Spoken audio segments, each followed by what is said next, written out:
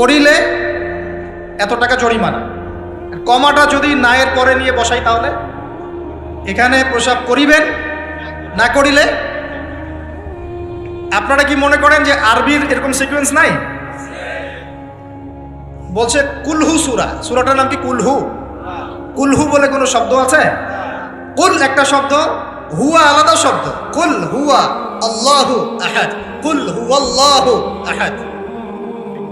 এই তো আমরা কত ভুল করি পদে পদে। সামি আল্লাহু লিমান হামিদা আছে না? সামি আল্লাহ, আল্লাহ তার কথা শোনেন। লিমান হামিদা, যে তার প্রশংসা করে, না যে আল্লাহর প্রশংসা করে আল্লাহ তার কথা শোনেন। এন্ড আমরা শব্দ বানিয়েছি সামি আল্লাহ হুলিমান হামিদা। তো হুলিমান হামিদা কি শব্দ? হুলিমান হামিদা বলে কোনো শব্দ আছে?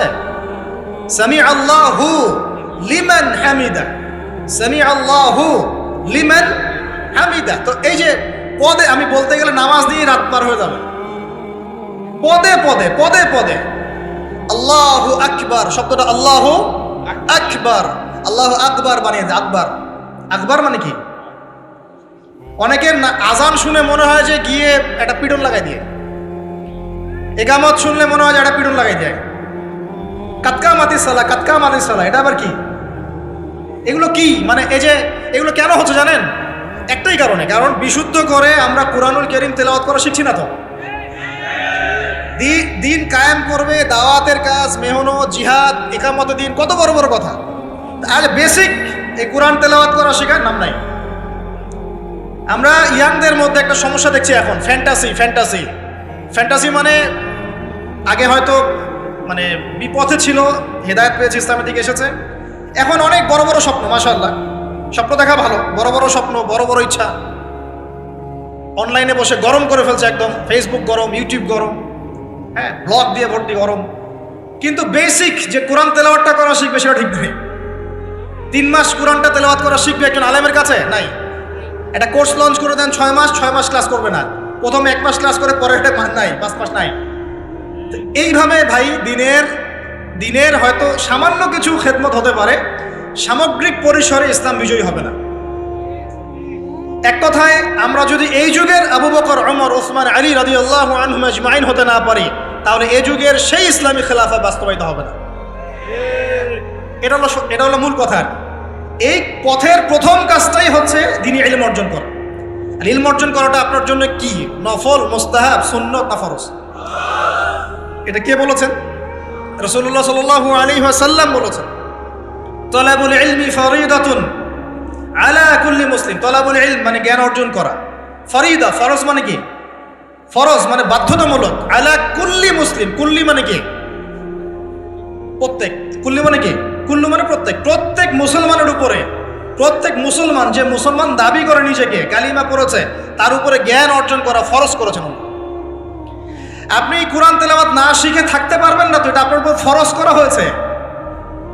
নামাজ কি পড়ছেন, কি বলছেন, এটা আপনাকে শিখতে হবে। তো এটা ফরজ করা হয়েছে। আজান দেওয়া শিখতে হবে, ইকামত দেওয়া শিখতে হবে, ইমামতি করার যোগ্যতা অর্জন করতে হবে। এই মালয়েশিয়ার একটা ভালো জিনিস দেখলাম যে ওখানে প্রাইমারি লেভেল থেকে, মানে স্কুল লেভেল থেকেই এই মাদ্রাসা এবং মানে জেনারেল, এটা আলাদা করে করে কোনো প্যাটার্ন করা নাই। এটা একসাথেই প্যাটার্নটা করে দেয়। মানে আপনি স্কুলে ভর্তি হলে, স্থানীয় স্কুলে বা কলেজে যেভাবে তারা সিস্টেম করেছে, ইসলামের বুনিয়াদী শিক্ষাটা বাধ্যতামূলক শিখতে হবে। যে কেউ, তাদের সিভিলিয়ানদের মধ্যে যে কেউ ইমামতি করতে পারে। মাশাআল্লাহ, এটা আমাদের করা উচিত ছিল না? আমরা কি মুসলিম প্রধান দেশের অধিবাসী না? আমরা জোর দাবি জানাই যে শিক্ষা ক্ষেত্রে একটা আমূল পরিবর্তন নিয়ে আসতে হবে ইনশাআল্লাহ। একদম প্রাইমারি লেভেল থেকে ইসলামিক শিক্ষাকে আমাদের দেশে বাধ্যতামূলক করা হোক। মাদ্রাসা শিক্ষা মাদ্রাসায়, আবার সেকুলার শিক্ষাতে, এই দুদিকে চলছে। তাহলে একজন ব্যক্তি যে এই যে স্কুলে ভর্তি হলো, আপনার ছেলে এখানে 10 বছর পড়বে, এসএসসি পরীক্ষা দিবে, এইচএসসি, তারপরে অনার্স মাস্টার্স, এই 20 বছরে ইসলামটা শিখবে কি? যতটুকু শিখছে এই শিক্ষাটা তো প্র্যাকটিক্যালি প্রয়োগ করতে পারছে না। আর এই জায়গা থেকে যখন কেউ উঠে আসছে, তখন সে তো উম্মার দায়িত্ব নিতে পারছে না। তাহলে ব্যাপারটা কি এমন যে আমরা এদিকে শুধু দুনিয়ার চর্চা করব আর মাদ্রাসা লাইনে যারা পড়ে তারা দিনের চর্চা করবে? দিন চর্চা করার, দিন পালন করার, প্রচার প্রসারের আমাদের কোনো অধিকার নাই? তাহলে এই শিক্ষাটা অর্জন করলে কি আমরা কি সবাই কি খারাপ হয়ে যাব? আমরা যদি ইসলামিক শিক্ষা শুরু থেকে দেওয়ার চেষ্টা করি বাচ্চাদেরকে, প্রাইমারি লেভেল থেকে, আমাদের বাচ্চারা কি নষ্ট হয়ে যাবে? এই জিনিসটা আল্লাহ পাক আমাদের সমস্ত ঊর্ধ্বতন কর্তৃপক্ষদেরকে বোঝার তৌফিক দান। আল্লাহ পাক আমাদের ঊর্ধ্বতন কর্তৃপক্ষদেরকে এই বিষয়টা বোঝার তৌফিক দান যে ইসলামী শিক্ষায় কল্যাণ ছাড়া অকল্যাণ কিছু নাই। এখানে যদি অন্য ধর্মাবলম্বী কেউ থাকেন, সে তার ধর্ম চর্চা করবে, কোনো সমস্যা? আমরা আমাদের ধর্ম শিখবো ইনশাআল্লাহ। তো এই জিনিসটা আমাদের বুনিয়াদী শিক্ষা। এখন যদি আপনি না পারেন, এখন আপনার কাছে ওই পাওয়ার নাই, ক্ষমতা নাই, ইমপ্লিমেন্টের সুযোগ নাই, তাহলে কি করবেন? তাহলে এখন যে আপনি 20 বছর পড়াশোনা করে ফেলেছেন জেনারেল লাইনে, এখন কি করবেন? এখন আপনার জন্য কিছু অপশন খোলা আছে। এক, স্থানীয় বরেণ্য ওলামায়ে কেরাম যারা আছেন তাদের সাথে পরামর্শ করে সিলেবাস তৈরি করে নিয়ে পড়াশোনা করুন, এটা একটা অপশন। 2, আপনারা কিছু দিনই ভাই ব্যাচ করে ওলামায়ে কেরামের কাছে গিয়ে একটা করে কিতাব শেষ করেন। 2, 3, অনলাইনে কিছু কোর্সেস চলছে, এই কোর্সেসগুলো করতে পারেন, কাজে দিতে পারে। তবে অনলাইনে কোর্স অফলাইনের মতো হয় না। অফলাইনে ওস্তাদদের সামনে বসে যে পড়াশোনা, এটা অনলাইনে পাবেন না, ঠিক আছে? অথবা আপনার যদি সুযোগ থাকে তাহলে প্যাটার্ন চেঞ্জ করে এই প্যাটার্নে যেতে হবে। এগুলো ছাড়া তো আপনার সামনে কোনো অপশন খোলা নাই। যে আমরা যদি মাদ্রাসাগুলোতে এবং আমাদের শিক্ষা প্রতিষ্ঠানগুলোতে জেনারেলদের জন্য আরবির কোর্স আর মাদ্রাসা শিক্ষার্থীদের জন্য জেনারেল কোর্স রাখি, তাহলে উভয়ে শিক্ষিত হতে পারবে। মনে করেন এই ভাই মাদ্রাসায় পড়েছেন, মাশাআল্লাহ, তিনি মাদ্রাসার সব জ্ঞানই রাখেন আলহামদুলিল্লাহ, কিন্তু সায়েন্স শিখতে পারেন নাই, নামাজ শিখতে পারেন নাই, ওযু শিখতে পারেন নাই। এখন এই ভাইকে কি করবেন? এই ভাইকে ইসলামিক কিছু ডিপ্লোমা কোর্সের আওতায় আনতে হবে, এনে অফলাইন বা অনলাইনে শিক্ষা দিয়ে তাকেও মানুষ করে গড়ে তুলতে হবে। এই তো যদি আমরা চিন্তা করি, আমরা চিন্তা করতে হবে আমাদেরকে জাতি নিয়ে, বড় বড় কথা বললে হবে না তো। যুব সমাজের এখন যে অবস্থা, আপনি সামনে একটা ভয়ঙ্কর বিকলাঙ্গ যুব সমাজ দেখতে পারবেন। মস্তিষ্ক বিকৃত হয়ে গেছে এদের মোবাইল ফোন দিয়ে। মোবাইল ফোন, পর্নোগ্রাফি, মেয়েদের ফিতনা, হারাম অ্যাফেয়ার্স, মাদক, জুয়া, টিকটক, এই করতে করতে এদের মস্তিষ্কর সুস্থতা নষ্ট হয়ে গেছে। আল্লাহর কসম করে বলছি, এরা সুস্থ না। একটা চিত্র খুব কমন দেখতে পারবেন, 10টা-20টা ছেলে গোল হয়ে বসে আছে ফোন নিয়ে, সবার মনোযোগ নিচের দিকে। ওয়ার্ল্ডে কি হচ্ছে, আসমানে কি হচ্ছে, জমিনে কি হচ্ছে, কোথায় মুসলিমদের উপর বোম পড়লো, কোনো ফিকিরই নাই। আপনি মনে করেছেন যে এই যুব সমাজ আগামীতে দেশের হাল ধরবে? আমি হলফ করে বলতে পারি কোনোদিন দেশের উপকার করতে পারবে। আপনি নষ্ট করে ফেলছেন যুব সমাজকে, নষ্ট করে ফেলছেন। এদেরকে সুস্থতার দিকে নিয়ে আসতে হলে ইসলামী শিক্ষার কোনো বিকল্প নাই, নামাজের কোনো বিকল্প নাই। এদেরকে সামাজিক কাজে লাগিয়ে দিতে হবে, সোশ্যাল কাজে, সামাজিক উন্নয়নমূলক কাজে, এই যে মানবতা সেবামূলক কাজে, প্র্যাকটিক্যাল কিছু কাজে, কিছু বানাও, কিছু করো, সায়েন্স নিয়ে ঘাটাঘাটি করো, কিছু প্রযুক্তি উদ্ভাবন করো, তোমরা কিছু করো। দেখেন আমরা যত কিছু ব্যবহার করি সব কিছু কিন্তু ইহুদি খ্রিস্টানদের। এই যে আমি যে মাইকে কথা বলছি, মাইকে ইসলামের বড় বড় কথা বলছি, এই মাইকটাও দেখা যাবে যে মুসলমান তৈরি করে নেয়। তাহলে এটা কি কাম্য ছিল? আর এই বিশ্বের যত শিক্ষার বুনিয়াদ, এই বুনিয়াদের শিক্ষা দিয়েছে মুসলিমরা। বিশ্বাস না করলে খালি আপনি 1200 বছর ইতিহাসটা পড়ে দেখেন। ইবনে সিনার নাম শুনেছেন? চিকিৎসা বিজ্ঞান দাঁড়িয়ে আছে ইবনে সিনার উপরে, নাম শুনে নেই? জাবির ইবনে হাইয়ানের নাম শুনেছেন? এই কেমিস্ট্রি না থাকলে আপনি ওষুধ তৈরি করতে পারবেন না। কেমিস্ট্রি না থাকলে কি পারবেন না? মেডিসিন তৈরি করতে পারবেন না। এটা দাঁড়িয়ে আছে কেমিস্ট্রি জাবির ইবনে হাইয়ানের উপরে, যাকে ইউরোপে বলে গ্যাবর ইবনে হাইয়ান। এরকম নাম প্রচুর আছে। আপনি এই যে ম্যাথামেটিক্সের কথা বলেন, জ্যোতির্বিদ্যার কথা বলেন, তারপরে প্রাণীবিদ্যার কথা বলেন, এই রক্ত সংবহন যন্ত্রের কথা বলেন, এক একটা সাবজেক্ট ধরে ধরে দেখেন, সবগুলার গোড়ার মধ্যে আমাদের মুসলিম মনীষীদের অবদান আছে। এমনকি এই যে পুরো বিশ্বের যে দর্শনগুলো চলছে, যত দর্শন, ফিলোসফিক্যাল থটস, আমরা ফিলোসফি পড়েছি, এই ফিলোসফিগুলোর গোড়ায় গিয়ে আপনি দেখবেন সব মুসলিম দার্শনিকদের নাম লেখা আছে। আমরা ইমাম গাজালির নাম জানি না, ইবনে রুশদের নাম জানি না। হ্যাঁ, আমরা অনেক কিছুই জানি না। আসলে আমরা শেকড় ভুলে গেছি। বিশ্বাস করেন আমরা এই যে প্রযুক্তি, মোবাইল ফোন, টিকটক, মেয়েদের পিছনে ঘুরতে ঘুরতে, অ্যাফেয়ার, বাইক চালানো, আমরা আমাদের জীবনের লক্ষ্যই ভুলে গেছি। আল্লাহ পাক আমাদের যুব সমাজকে তাদের জীবনের লক্ষ্য বোঝার তৌফিক দান করুন। ভাই, আল্লাহ পাক আপনাকে এমনি এমনি সৃষ্টি করেন নাই, আমাকে এমনি এমনি সৃষ্টি করেন নাই। আল্লাহ পাক চান আমাদের কাছে আমরা যেন তার দ্বীনের জ্ঞান অর্জন করি এবং এই জ্ঞান অনুযায়ী আমল করি। এই আমলটা সমাজে ছড়িয়ে দেই, ইসলামের দাওয়াতের মেহনত ছড়িয়ে দেই, যাতে একটা সময় হলেও যেন আল্লাহর জমিন, আল্লাহর দ্বীন কায়েম হয়। এটা আল্লাহ পাক চান আমাদের কাছে। আল্লাহ পাক আমাদেরকে এই জন্য সৃষ্টি করেন নাই যে একটা মেয়ের জন্য আত্মহত্যা করে ফেলবে নাকি। একটা মোবাইল ফোন একটা মেয়েকে কিনে দিয়েছেন, তার জীবন নষ্ট করে ফেলেছে। যে বাবারা মেয়েদেরকে ফোন কিনে দিয়েছেন, জীবন নষ্ট করে ফেলেছে এবং তার মাধ্যমে আরো 10টা ছেলেরও জীবন নষ্ট করেছে। আর সত্যি কথা বলছি, এখন আমরা তো ঢাকা শহরে থাকি, মানে এখানে ছেলেদের চেয়ে মেয়েরা বেশি পথ। হ্যাঁ, খুব ভালো লাগে ওদের। কি ভালো লাগে? একটা ছেলের সাথে বাইকে করে ঘুরবে, টাকা খসাবে, এখানে ওখানে ডেট করবে, এগুলোতে খুব মজা পায়। এগুলোর জন্য কি তাকে সৃষ্টি করা হয়েছে? আপনি বলেন এই মেয়েদেরকে আপনি যখন ঘরে নিয়ে আসবেন, আমি নারী বিদ্বেষী কথা বলছি না, নারীদেরকে আমরা অনেক অনেক সম্মান করি, অনেক শ্রদ্ধা করি। আমাকে জন্ম দিয়েছেন একজন নারী, আমাকে দিনের পথে চলতে আত্মবিশ্বাস যোগায় পিছন থেকে ঘরের নারী যোগায় কি না? আমার নিজের কন্যা সন্তান আছে, আমরা মেয়ের বাবা। কিন্তু এখন যে টিকটক জেনারেশন মেয়েদেরকে আপনি তৈরি করছেন, ফোন হাতে তুলে দিয়ে ডেটিং করছে, বাইকের পিছনে ছেলের সাথে ঘুরছে, এখানে ওখানে ফ্রি ওপেন সেক্স করছে, কোনোদিন ধর্ষণের শিকার হচ্ছে, এই মেয়েদেরকে ঘরে নিয়ে আসার পরে এদের গর্ভ থেকে কি আপনি ইসমাইলের মতো সন্তান পাবেন? এদের সাথে তোমরাও দেখা যায় যে অনেক সময় প্রেম করতে ভালো লাগে, এই মেয়েদেরকে কেউ বিয়ে করবে না। এ ধরনের নারীদের সাথে মানুষ প্রেম করতে মজা পায়, কেউ সম্মান করে বিয়ে করতে চায় না। করলেও দেখবেন 2-1 বছরের মধ্যেই নাই সেই সম্পর্ক, গায়েব। তো অনেক দূর চলে আসলাম, এত দূর আসতে চাইনি, কথার পিঠে চলে আসলো যে সমস্যা হচ্ছে গোড়ায় আমরা আমাদের যুবক যুবতী, আমাদের ছেলে মেয়েদেরকে দিনই বুনিয়াদি ইসলামী শিক্ষা দিচ্ছি না। এটা শিক্ষা দেওয়ার দায়িত্ব প্রত্যেক পিতার, প্রত্যেক মাতার। সে মাদ্রাসায় পড়ুক আর জেনারেল লাইনেই পড়ুক, আপনাকে শিক্ষা নিশ্চিত করতে হবে।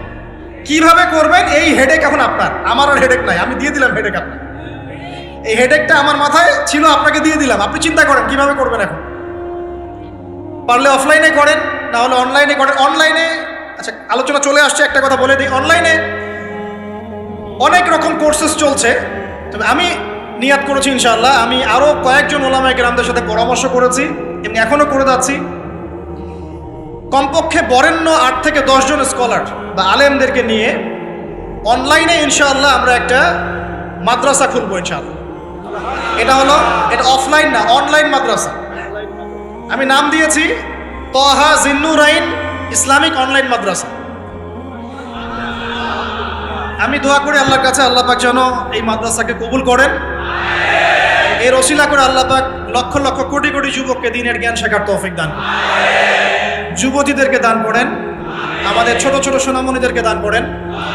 যারা অফলাইনে দিন শিখতে পারছে না, আল্লাহ যেন অনলাইনে শেখার তৌফিক দান করেন। তো এখানে বেশ কয়েকটা লেভেলে বেশ কয়েকটা কোর্স লঞ্চ করা হবে ইনশাআল্লাহ। যেমন বাচ্চাদের জন্য বুনিয়াদি নুরানি কোর্স। আপনার বাচ্চা আছে ছোট, 4 বছর 5 বছর বয়স, ভর্তি করায় দিলেন, নুরানি কোর্স করবে, কোরআন তেলাওয়াত করা শিখবে। এরপরে একটা হিপসের কোর্স, আপনি অনলাইনেই হিপস করবেন। যাদের বয়স 10 বছর হয়ে গেছে, 12 বছর 15 বছর, অনলাইন হিপস করবেন। আপনি চলে আপনার বয়স যদি 30-40 হয়, আপনিও করতে পারবেন, আপনার ব্যাচটা আলাদা হবে। এরপরে হচ্ছে আমাদের জেনারেল ভাইদের জন্য, জেনারেল শিক্ষিত দিনী ভাইদের জন্য ইসলামিক ডিপ্লোমা কোর্স। এটা কেমন? এখানে 4-5টা লেভেল থাকবে। লেভেল 1 মনে করেন, এখানে আপনার বুনিয়াদি জিনিস, আপনার আকীদা, আপনার কোরআন তেলাওয়াতের জ্ঞান, আপনার দৈনন্দিন জিকির আজকার, নামাজ, আপনার হাদিসের মধ্যে ফয়জুল কালামের মতো বই, ঠিক আছে, ইসলামের ইতিহাস, তারপরে ফিকহের মধ্যে ফিকহুল মুয়াসসার, এই ধরনের বই। মানে প্রাথমিক বুনিয়াদি যে জ্ঞানটুকু মাদ্রাসা দেওয়া হয়, এটা ইনশাল্লাহ শিখবেন। এটা শেষ করার পরে যাবেন লেভেল 2। লেভেল 2তে গিয়ে আরও হাই ক্লাস কিছু বই পাবেন।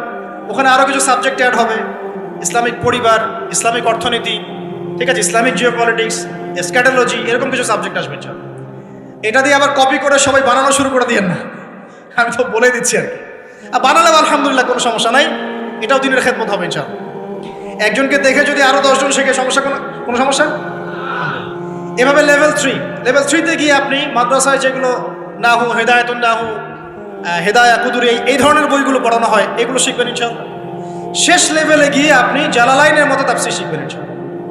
মানে একজন মৌলানা সাহেব বলতে বোঝাচ্ছি, আমি তো আপনাকে ফকিহ বা মুফতি বা মুহাদ্দিস এরকম লেভেলের কথা বলছি। একজন আলেম, একজন জাননেওয়ালা, বুঝওয়ালা মানুষ যতটুকু দিনের জ্ঞান অর্জন করেন ইনশাআল্লাহ, এই জ্ঞানটুকু আপনি লেভেল 1, 2, 3, 4, 5 এভাবে আপনি অর্জন করবেন ইনশাআল্লাহ। এভাবে যদি আমরা পুরো বাংলা ভাষাভাষীদের মধ্যে পুরো ওয়ার্ল্ড ওয়াইড এটাকে ছড়াতে পারি ইনশাআল্লাহ, আগামী 5 বছরের মধ্যে আমরা আশাবাদী কমপক্ষে 1 লক্ষ মানুষ তো দিন শিখবে ইনশাআল্লাহ। আল্লাহ পাক আমাদেরকে তৌফিক দান করুন। এবং এগুলো হবে খুব স্বল্প মেয়াদি, 6 মাস, 4 মাস, 6 মাস এরকম কোর্স, যাতে আপনি বিরক্ত না হন। কারণ আমি অভিজ্ঞতা থেকে দেখেছি 1 বছরের কোর্স মানুষ করতে চায় না। দিনী বোনদের জন্য কোর্স থাকবে এবং দিনী বোনদের ক্লাস নেবেন মহিলা টিচাররা ইনশাআল্লাহ। দিনী বোনদের ক্লাস নেবেন মহিলা টিচাররা ইনশাআল্লাহ। যদি কেউ প্যারেন্টিং নিয়ে কোর্স করতে চান, প্যারেন্টিং কোর্স থাকবে, সন্তান প্রতিপালন। যদি কেউ পরিবার নিয়ে কোর্স করতে চান, ফ্যামিলি ডেভেলপমেন্ট কোর্স থাকবে। ইসলামিক ইকোনমিক্স নিয়ে কোর্স করতে চান, ইসলামিক ইকোনমিক্সের কোর্স থাকবে। ইসলামিক ফাইন্যান্স শিখতে চান, সেটা থাকবে ইনশাআল্লাহ। এক একটা ডিপার্টমেন্টের এক একটা কোর্স নিয়ে আমরা এই মাদ্রাসা লঞ্চ করবো ইনশাআল্লাহ। আল্লাহ পাক এটাকে কবুল করুন, আমিন। এবং এর পাশাপাশি এই সিলেবাসগুলো আমি নিয়াত করেছি উন্মুক্ত করে দিব। যে কোনো প্রতিষ্ঠান, দিনী প্রতিষ্ঠান, সেটা হোক ইসলামিক স্কুল বা ইসলামিক কলেজ বা মাদ্রাসা, তারা যদি এই কোর্সগুলো করতে চায়, করাতে চায়, সিলেবাস নিয়ে তারা লঞ্চ করতে চায়, ইনশাআল্লাহ তাদের জন্য উন্মুক্ত করে দেওয়া হবে, যাতে করে সারা দেশের বিভিন্ন জায়গায় কোর্সগুলো ছড়িয়ে পড়ে। আমি জ্ঞানতাত্ত্বিক কথা এই জন্য বললাম বেশি করে, প্রথম ফরজ আপনার উপরে ইকরা বিসমি রাব্বিকাল্লাযী খালাক। এখন চিন্তা করেন, হেরা গুহায় নবী সাল্লাল্লাহু আলাইহি ওয়াসাল্লাম বসে আছেন, জিবরাইল আলাইহিস সালাম এসে তার সামনে প্রথম যে আয়াতটা ওহী করলেন, সেই আয়াতটা নামাজের আয়াত ছিল না, সে একটা যাকাতের আয়াত ছিল না, সেই আয়াতটা রোজা রাখো আয়াত ছিল না, এমনকি মূর্তি পূজা করো না এমনও ছিল। কি ছিল ভাই? ইকরা, আপনি পড়ুন, আপনি পড়ুন, হে নবী আপনি পড়ুন। নবীজি কিন্তু পড়তে জানতেন না, আপনারা জানেন কি? নবী সাল্লাল্লাহু আলাইহি ওয়াসাল্লাম কিন্তু লিখতে পড়তে জানতেন না। আল্লাহ পাক এমন একজন মানুষকে সুবহানাল্লাহ শেষ নবী করেছেন, যিনি লিখতে জানতেন না, পড়তে জানতেন, যাতে কাফেররা এই অপবাদ দিতে না পারে তুমি আগের কিতাবগুলো থেকে দেখে দেখে লিখে নিয়ে আসো। সুবহানাল্লাহ, আল্লাহু আকবার। তো নবী সাল্লাল্লাহু আলাইহি ওয়াসাল্লাম বলেন, মা নবী কারি, আমি তো পড়তে জানি না। তিনি কি বলছেন? সহিহ বুখারী খুলে দেখেন, দ্বিতীয় হাদিসটা, মা নবী কারি, আমি তো পড়তে জানি না। তারপরেও জিবরাইল আলাইহিস সালাম বলেন, ইকরা, আপনি পড়ুন, বিসমি রাব্বিকাল্লাযী খালাক, আপনার রবের নামে যিনি আপনাকে সৃষ্টি করেছেন। সুবহানাল্লাহ। সর্বপ্রথম এই জ্ঞানতাত্ত্বিক বিপ্লব হয়েছে মক্কার মাটিতে, তখনই আবু বকর, ওমর, ওসমান, আলীর মতো সাহাবী তৈরি হয়েছে। জ্ঞান ছাড়া শুধু বড় বড় কথা দিয়ে আর জ্ঞানহীন আমল দিয়েও কোনো কাজ নাই। জ্ঞানহীন আমল দিয়ে কিন্তু খুব একটা কাজ হয় না। আপনি হয়তো মনে করছেন যে আমি ইমাম সাহেবকে জিজ্ঞাসা করে নেব, ব্যাস হয়ে গেল। কিন্তু জ্ঞান অর্জন করে আমল করার যে স্বাদ আর জ্ঞানহীন আমলের স্বাদ কখনো এক না। শুধু একটা হাদিস শোনা যান যে মেসওয়াক করি আমরা, যে দাঁত ব্রাশ করি, মেসওয়াক করি, যে ব্যক্তি মেসওয়াক করে এটা আল্লাহর কাছে অনেক বেশি পছন্দের। আল্লাহ পাক ভালোবাসেন মেসওয়াক করনেওয়ালাকে। এটা যখন আপনি জানলেন, এরপর যখন আপনি ব্রাশ করতে যাবেন, মেসওয়াক করতে যাবেন, আমলে স্বাদ পাবেন না? অজু করলে গোনাগুলো ঝরে যায়, কারণ আপনি জানলেন যে অজু করলাম, আমার অঙ্গ দিয়ে গোনা ঝরে যাচ্ছে, এটা ফিল করে অজু করলে স্বাদ পাবেন। নামাজে দাঁড়িয়েছেন, নামাজের প্রত্যেকটা শব্দ যদি আস্তে আস্তে পড়েন, ধীরে ধীরে অর্থগুলো বোঝার চেষ্টা করেন, নামাজের স্বাদ পাবেন। শুধু হাতটা তুলে শেষ রাত্রে আল্লাহকে বললেন, আল্লাহুম্মা আতিনা ফিদ দুনিয়া হাসানা ওয়া ফিল আখিরাতি হাসানা ওয়া কিনা আযাবান নার। আল্লাহ, আমাদেরকে দুনিয়াতে আপনি কল্যাণ দেন এবং পরকালেও কল্যাণ দেন। আল্লাহ আমাদেরকে জাহান্নামের আগুন থেকে বাঁচান। এই যে ফিলিংস, এটা আপনি না বুঝে পড়লে পাবেন। না বুঝে পড়লে একটা চর্চা, প্র্যাকটিস হয়, কিন্তু রুহানিয়াত আসে না। তো প্রিয় দিনী ভাইরা, এই জন্য শিক্ষা, জ্ঞান, দিনী ইলম অর্জন সবার আগে। আল্লাহ পাক আমাদের সবাইকে দিনী ইলম অর্জনের তৌফিক দান করুন। অনলাইন মাদ্রাসা খুললে ভর্তি হবেন তো ইনশাআল্লাহ? আচ্ছা, আরো বড় বড় চমক আসবে ইনশাআল্লাহ। এমন কিছু স্কলারের চেহারাও ইনশাআল্লাহ দেখবেন যাদের ওয়াজ শোনার জন্য আপনি লক্ষ টাকা দিয়ে ভাড়া করে হেলিকপ্টারে নিয়ে আসেন ইনশাআল্লাহ। আল্লাহ পাক আমাদের দ্বীনি খেদমতগুলো কবুল করুন, আমিন। 1 নাম্বার আলোচনা শেষ। 2 নাম্বার আলোচনা করলে এক দিয়ে শেষ হয়ে যাবে রাত। শিখলাম কি? দ্বীনি ইলম অর্জন করতেই হবে, এটা নফল মুস্তাহাব কিছু নয়। এটা কি? যেভাবে পারেন সেভাবে করবেন। রাজি আছেন ইনশাআল্লাহ? নিয়াত করতে পারি যে আগামী 1 বছরের মধ্যে, 1 বছর সময় দিলাম, আগামী 1 বছরের মধ্যে আমরা কোরআন বিশুদ্ধ করে তেলাওয়াত করা শিখব ইনশাআল্লাহ। শুধু তাই না, যারা কোরআন তেলাওয়াত করতে জানি, 1 বছরের মধ্যে কোরআনের শুরু থেকে শেষ পর্যন্ত, আলিফ লাম মিম থেকে মিনাল জিন্নাতি ওয়ান নাস পর্যন্ত অন্তত একবার পুরো খতম দেব ইনশাআল্লাহ। আর যারা আরো ভালো পড়তে পারি, দ্রুত পড়তে পারি বা হাফেজে কোরআন আছি, 1 বছরের মধ্যে আলিফ লাম মিম থেকে মিনাল জিন্নাতি ওয়ান নাস অন্তত একবার যে কোনো একটা তাফসীর বা অনুবাদ করে দেখবেন ইনশাআল্লাহ। পারা যাবে ইনশাআল্লাহ? একটা তাফসীর বাসায় কিনবেন, মাস্ট বি। যারা বিগিনার মানে নতুন শিখছেন, নতুন পড়া শিখছেন, তারা কিনবেন মারিফুল কোরআন। কি কিনবেন? এগুলো কিন্তু ভাই ওয়াজ না, এটা আপনার সাজেশন। ওয়াজ করলে সুর করে অনেক ওয়াজ করা যায় কি না? এই কথাগুলো আপনার জীবনে কাজে দিবে ইনশাআল্লাহ, সারা জীবন কাজে দিবে ইনশাআল্লাহ।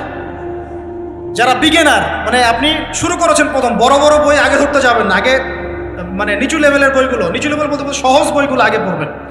প্রথম পড়বেন তাফসীর পড়তে গেলে মারিফুল কোরআন। যারা বিগিনার, যারা অনেক পড়াশোনা করছেন, চর্চা করছেন, ভালো কোন তাফসীর পড়ব ফিক্স করতে পারছেন না, 2টো তাফসীর বলুন। এক হচ্ছে তাফসীর ইবনে কাসির, এটা পড়তে পারেন, হাদিস দিয়ে করা আছে তাফসীরটা। অথবা আমার সবচেয়ে ফেভারিট তাফসীর, সেটা হলো তাফসীরে জালালাইন। তাফসীরে, এটা রহমতের বৃষ্টি, চিন্তা করেন না। কিসের বৃষ্টি? বদরের যুদ্ধের আগের রাত্রে বৃষ্টি হয়েছে। বদরের যুদ্ধের আগের রাত্রে কি হয়েছে? ওই বৃষ্টির সম্পর্কে আল্লাহ পাক বলেছেন এটা হলো রহমতের বৃষ্টি, যাতে তোমাদের কলব শক্ত হয়। আর আমাদের হাতে এখন 15-20 মিনিট সময় আছে, আমরা গুটিয়ে নিব। তো তাফসীর কোনটা পড়বেন বিগিনাররা? তাফসীরে মারিফুল কোরআন, ঠিক আছে, বাংলা অনুবাদ আছে। আর যারা একটু স্টাডি করেন বেশি, তারা পড়বেন ইবনে কাসির এবং জালালাইন। জালালাইনটা সবচেয়ে মজা পাবেন, স্বাদ পাবেন, অনেক কিছু আছে। জালালাইনের মধ্যে এত রস আছে, এত নূর আছে, মারিফত আছে, যেটা আমি অন্য তাফসীরে পাই না। আল্লাহ পাক লেখককে জান্নাতুল ফেরদাউস দান করুন। 2 জন সংকলন করেছেন। তো এরপরে আমরা ইলম অর্জনের পরে দ্বিতীয় যে কাজটা করা দরকার পুরো গ্লোবাল প্রেক্ষাপটে এবং উম্মার জন্য, ব্যক্তিগত পর্যায়ে, সব ক্ষেত্রে দ্বীনের স্বার্থে, সেটা হলো ইলম অনুযায়ী আমল করতে হবে। ইলম অনুযায়ী আমল শুরু হবে ভাই আগামীকাল থেকে না, আজকে রাত থেকে ইনশাআল্লাহ। আগামীকাল থেকে আমল না, এখন থেকে আজকে রাত থেকে আমল ইনশাআল্লাহ। এই রাতের আমল কি? ঘুমানোর সময় ঘুমানোর সুন্নত, সূরা মুলক তেলাওয়াত করবেন, আয়াতুল কুরসি পড়বেন, সূরা ফাতিহা, ফালাক, নাস, ইখলাস, পারলে সূরা ওয়াকিয়া ইত্যাদি পড়ে নিজেকে দম করে নেবেন, ব্যাস, তারপরে ঘুমিয়ে যাবেন। ঘুমানোর সময় আল্লাহুম্মা বিইসমিকা আমুতু ওয়া আহইয়া, এই সময় দোয়া কবুল হবে। বৃষ্টির সময় কি হয়? আচ্ছা, আমরা মাঝখানে দোয়া করে নেই, বৃষ্টি যদি শেষ হয়ে যায় আবার আমরা দোয়া করে আল্লাহ পাক আমাদের সবাইকে দ্বীনি ইলম অর্জনের তৌফিক দান করুন। আমাদের সবাইকে আল্লাহ পাক দ্বীনি ইলম অনুযায়ী বেশি বেশি আমল করার তৌফিক দান করুন। আল্লাহ পাক বক্তা শ্রোতা সবাইকে, খাস করে আমাদের যুব সমাজকে আল্লাহ পাক লম্বা নেক হায়াত দারাজ করুন। আল্লাহ পাক আমাদের সবাইকে আদর্শ পরিবার করে দিন। আমাদের সন্তানদেরকে আল্লাহ পাক মানুষ করার তৌফিক দান করুন। আমাদেরকে আল্লাহর ঘর জিয়ারতের তৌফিক দান করুন। আল্লাহ পাক আমাদের সবাইকে দিন রাত দাওয়াতের কাজ করার তৌফিক দান করুন। আল্লাহ পাক আমাদের সবার মধ্যে যে অসুস্থতাগুলো আছে, সমস্ত অসুস্থতা আল্লাহ দূর করে দিন। আল্লাহ পাক আমাদের হায়াতে রিজিকে বরকত দান করুন। আল্লাহ পাক আমাদের মা বোনদেরকে পর্দায় থাকার তৌফিক দান করুন। আল্লাহ পাক আমাদের সমাজ, আমাদের রাষ্ট্র, আমাদের প্রশাসন, আমাদের সরকার সবাইকে হেদায়েত করুন। আল্লাহ পাক আমাদের মধ্যে আপোষে মিল মহব্বত দান করুন। আল্লাহ পাক আমাদেরকে আল্লাহর জমিনে আল্লাহর দ্বীন কায়েমের তৌফিক দান করুন। 2 নম্বর কাজ, ইলম অনুযায়ী আমল করা। ইলম অনুযায়ী আমল শুরু হবে কালকে থেকে, এখন থেকে। আমল করা মানে হচ্ছে এক কথায় আমাদের জীবনের প্রতিটা কাজ রাসূলুল্লাহ সাল্লাল্লাহু আলাইহি ওয়াসাল্লামের সুন্নাহ মাফিক করব ইনশাআল্লাহ। রাজি আছি তো ইনশাআল্লাহ? এই ঘুম থেকে শুরু হবে। আপনার ঘুমটা এখন সুন্নাহ মাফিক হবে, আমারটা কিন্তু হবে না। এই যে রাত্রে করে আমরা জার্নি করছি, এটা সুন্নাহ মাফিক হচ্ছে না। আল্লাহর কাছে মাফ চাই, আল্লাহ পাক ওজর দেখবেন ইনশাআল্লাহ। তবে অভ্যাস করবেন এশার নামাজের পরেই কি করতে? ঘুমাতে, যাতে করে তাহাজ্জুদে আপনি উঠতে পারেন। ওই বরকতময় সময় আল্লাহ পাক প্রথম আকাশে নেমে আসেন। কিভাবে নেমে আসেন এটা বোঝার বা জানার দরকার নেই আমার। আল্লাহ পাকের রহমত নেমে আসে। আল্লাহ রাব্বুল আলামিন আহ্বান করতে থাকেন, কে আছো আমার কাছে কিছু চাইবে আমি তোমাকে দিব? কে আছো আমাকে ডাকবে আমি তোমার ডাকে সাড়া দিব? কে আছো আমার কাছে ক্ষমা চাইবে আমি তোমাকে ক্ষমা করে দিব? আমরা তখন ঘুম, মাশাআল্লাহ। কারণ আমরা টিকটক চালিয়েছি 3টা পর্যন্ত, ফেসবুক ইউটিউবিং করেছে 2:30 3টা পর্যন্ত। শেষ রাত্রে আল্লাহ পাক যখন নেমে আসে আহ্বান করেন, নাফরমান গাফেল বান্দা আমরা ঘুমিয়ে থাকি, আস্তাগফিরুল্লাহ। অথচ ওই সময়ে যে দোয়াই করা হবে আল্লাহ কবুল করবেন ইনশাআল্লাহ। আমাদের দোয়ার অভাব, কত দোয়া, কত চাওয়ার জন্য হুজুরের কাছে আসতে হয় না। চাওয়ার জন্য শেষ রাত্রে জায়নামাজে দাঁড়িয়ে যান, আল্লাহ কবুল করবেন ইনশাআল্লাহ। শেষ রাত্রে যদি আমরা জাগতে না পারি আমাদের দ্বারা দিন কায়েম হবে না ভাই। সাহাবীরা যারা বদর, উহুদ, খন্দকে যুদ্ধ করেছেন তারা শেষ রাত্রের দরবেশ ছিলেন। দরবেশ, শেষ রাত্রের দরবেশ, আর দিনের বেলা ঘোরসাওয়ার। কি বুঝলেন? শেষ রাত্রে দরবেশ মানে একদম আল্লাহওয়ালা মানুষ। শেষ রাত্রে চোখের পানিতে জায়নামাজ ভিজে যাইতো, দাড়ি ভিজে যাইতো। এই মানুষগুলো আবার দিনের বেলা ছুটতেন, ঘোড়া ছুটাতেন। তাদের হাতে ইসলাম বিজয় লাভ করেছে। অতএব শেষ রাত্রে জাগার অভ্যাস করে আল্লাহ পাক তৌফিক দান করুন। সাউন্ড শুনতে পাচ্ছেন? আচ্ছা, ঠিক আছে। তাহলে আমল শুরু হবে আজকে থেকে, রাত থেকে। তারপর দিন, ঘুম থেকে উঠলেন, ফজর নামাজ জামাতে পড়বো না? নামাজের পরে তেলাওয়াত করবো না? জিকির আজকার করবো না? তারপর একটু পড়াশোনা করবো কিনা? খাওয়া দাওয়া কেমন হবে? 7 পেট নাকি নবী সুন্নাহ মাফিক? কাফেররা খায় 7 পেট। কয় পেট? আর মুমিন বান্দা খায় পেটের 3 ভাগের 1 ভাগ। খাওয়ার টেবিলে হেরে গেলে যুদ্ধের মাঠে জিততে পারবেন না। খাওয়ার টেবিলে হেরে গেলে যুদ্ধের মাঠে জিততে পারবেন না। যুদ্ধ মানে আদর্শিক যুদ্ধের কথা বলছি, ইলেকশনের যুদ্ধের কথা বলছি না। ঠিক আছে, আল্লাহ মাফ করো। তো এই সিজনগুলো আসলে অনেক ভাই মারা যায় কিনা? আল্লাহ পাক আমাদেরকে আপোষের এই ফিতনা থেকে হেফাজত করুন। সব পশ্চিমা ষড়যন্ত্র, এগুলো কি সব কি বলেন? পশ্চিমা ষড়যন্ত্র। ভাইয়ে ভাইয়ে মারামারি লাগিয়ে দিয়ে নাকে তেল দিয়ে ঘুমায় ওরা ভাইয়ে মারামারি লাগিয়ে দিয়েছে। ভাই মুসলিম ভাই ওরা এখন মারামারি করে, আমরা নাকে তেল দিয়ে ঘুমাই। এই হলো অবস্থা। আর আমরা বুঝতেও পারছি না যে আমরা ওদের ষড়যন্ত্রের মধ্যে পড়ে গেছি। আল্লাহ আমাদেরকে মাফ করুন। অনেক ইসলামপন্থী ভাই এখানে নেমে পড়েন, কি মনে করে নামেন আল্লাহ ভালো জানেন। তবে জেনে রাখেন